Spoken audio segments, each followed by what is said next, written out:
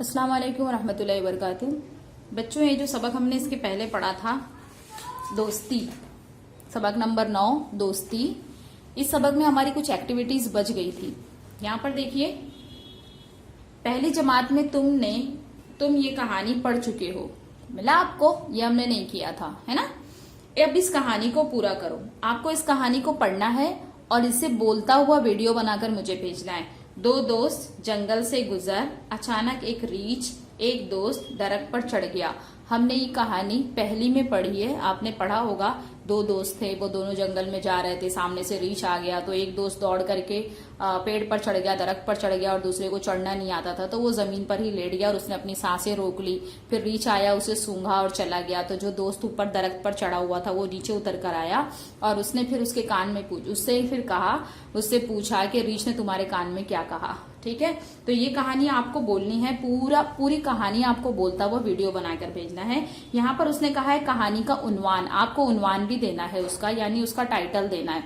अब चाहे आप कुछ भी दे सकते हो टाइटल, जो आपकी मर्जी, जो आपको उस कहानी में समझ में आ रहा है आप उस हिसाब से उसका उन्वान भी बना करके मुझे दे सकते हो। ठीक है, वो दोस्त उससे कहता है कि जो उसने मेरे कान में, रीछ ने मेरे कान में ये कहा कि जो मुसीबत में तुम्हारे काम नहीं आता वो तुम्हारा सच्चा दोस्त नहीं हो सकता, है ना? तो ये कहानी और इस कहानी का उन्वान भी आपको देना है, जो भी आपको देना है, अच्छा दोस्त, सच्चा दोस्त, या मतलब उसने अपने दोस्त की मुसीबत में काम नहीं आया, तो आप ये भी लिख सकते हो वहां पर।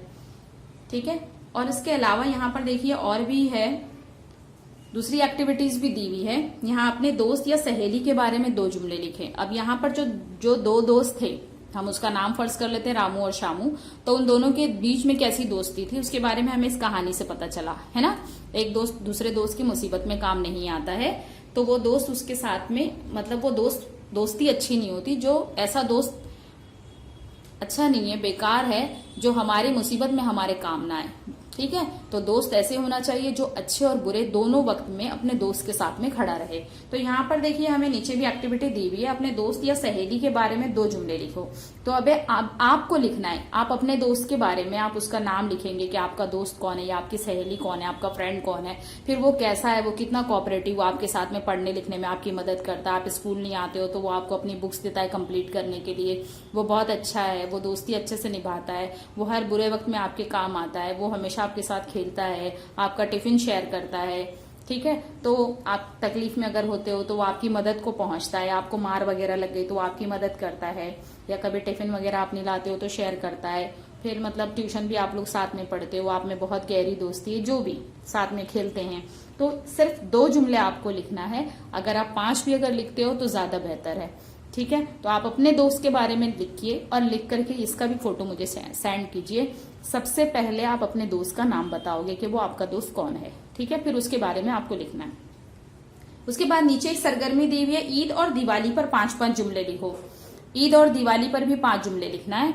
ईद पर आपको लिखना है, ईद हमारा मुसलमानों का त्यौहार है, ठीक है, जिसे रमजान के 30 रोजे पूरे होने के बाद हम खुशियों की तरह, पहला दिन जो होता है वो हमारा 30 दिन, जब हमारे 30 रोजे कंप्लीट होते हैं तो हम ईद की खुशियां मनाते हैं, ईद का दिन हमारे आता है। तो हम ईद की चांद रात को भी क्या तैयारियां करते हैं उसके बारे में भी आप लिख सकते हैं कि कपड़े नए नए बनाए जाते हैं और लड़कियां मेहंदी लगाती हैं, लड़के इत्र और सुरमा वगैरह लगाते हैं और नए कपड़े पहनते हैं, नए कपड़े सिलवाते हैं। दूसरे दिन सुबह सुबह फिर सारे लोग तैयार होकर नहा धो के साफ सुथरे कपड़े पहनकर इत्र वगैरह लगाकर ईदगाह जाते हैं, नमाज पढ़कर आते हैं। फिर नमाज हो जाने के बाद लोग एक दूसरे से गले मिलते हैं, गरीबों को अनाज बांटा जाता है, पैसे बांटे जाते हैं।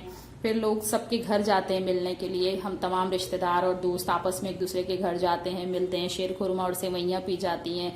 फिर हमें बड़ों से, अपने घर के बड़ों से ईदी मिलती है और बच्चे बहुत खुश होते हैं, वो अपना नया नया जो पर्स खरीदते हैं उसमें अपनी तमाम ईदी को वो जमा करते हैं। ठीक है, तो इस तरह से भी आपको लिखना है। ठीक है, फिर इसी तरह से हमें दिवाली के बारे में भी उसने कहा है 5 जुमले लिखने के लिए। तो दिवाली के बारे में तो हमने अपनी किताब में पढ़ा है, दिवाली हिंदुओं का बहुत बड़ा त्यौहार है।